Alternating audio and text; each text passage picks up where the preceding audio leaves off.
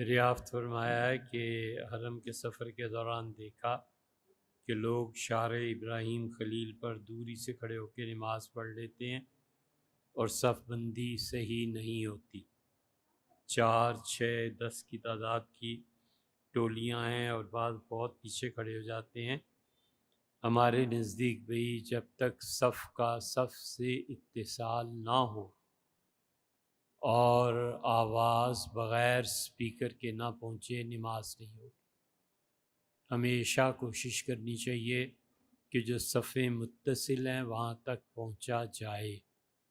امام صاحب سپیکر پہ نماز پڑھاتے ہیں، بالکل ٹھیک ہے، دور دور تک آواز گونجتی ہے، پہنچ جاتی ہے۔ سپیکر پر نماز پڑھانے میں بھی کوئی حرج نہیں، کبھی کسی نے منع بھی نہیں کیا، لیکن اس کی وجہ سے صفوں کے اتصال، صفوں کے آپس کے ملاپ میں جو سستی ہوتی ہے، اس کی وجہ سے نماز نہیں ہوتی۔ 2 نمازیں ایسی ہیں جس میں صف بندی ضروری نہیں ہے، صف کا صف سے متصل ہونا ضروری نہیں، ایک جنازے کی نماز اور ایک عید کی نماز، کہ اس میں 10-12 آدمی یہاں کھڑے ہو گئے، 10-12-15 وہاں کھڑے ہو گئے، تو جنازہ جس سے بھی پڑھا ہو جائے گا، کیونکہ ہمارے نزدیک اصلاً جنازہ نماز نہیں دعا ہے۔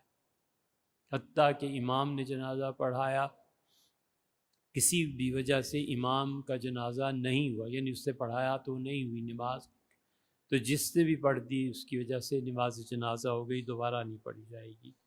اسی طرح عید کی نماز ہے، چونکہ جمع غفیر ہوتا ہے، اس سے اس میں بھی صفوں کے اتصال کی شرط نہیں ہے۔